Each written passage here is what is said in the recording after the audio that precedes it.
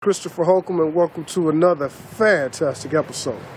What I want to do this episode, and I hopefully don't go too long, I don't really want to draw out the video and be extended 10-15 minutes, really, because I don't have a chalkboard or anything else. But what I'm going to do is talk about the Lesure deal, go over pretty much the criteria and how that came about. If you're just watching this video and wondering what deal I'm talking about, it should be a link that shows the walkthrough I did of the property. Pretty much I have it under contract, my first deal, and I just want to really, I got feedback. People was wondering, or at least asking, how did I come up, with the deal? What was the structure of it? They want to know pretty much the ins and outs. So what I want to do is talk about the deal. I came upon the deal, in fact, during my marketing, work in my area, that's why I always think marketing and working and driving through your area is always a plus, because you never know. It may come from your marketing, which I was doing a flyer campaign, or your direct mail, or it could come from any other type of marketing you do. But I was driving through the neighborhood doing my flyer campaign, and I saw the property for sale. And I called them up and tried to see what they're going to sell it for. From initially looking at the property, it was a good property. It was brick, 3 bedrooms, a bungalow, pretty much one of the most liked properties in Detroit right now. Good neighborhood, all brick. As I looked at it, the roof was in very great shape.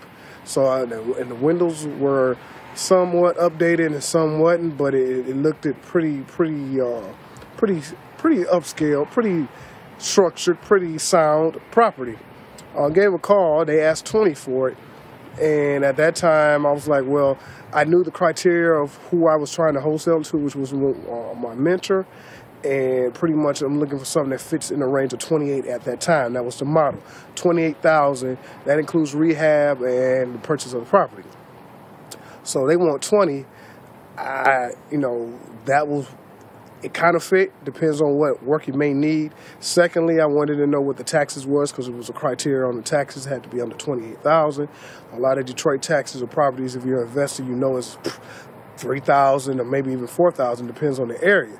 So, a lot of times you have to go get a tax assessment or challenge that, but with this property, it really fit the criteria. So that was a plus. So what I did after that was schedule to take a look at the property. I also went to the city and verified the information was accurate that person gave you, because I've talked to people before, and they say they own the house and they want to sell it, and they don't own the house. And then more than likely, they probably want a quick claim deed, and really that's not something I look to do unless I have a personal relationship with the person, and I know they do own the house, and I know the ins and outs of the responsibility of the property. Then I might do one. But this some stranger, I usually don't do that, or not really eager to do that, unless they are very precise and I do my due diligence and feel very confident in the deal.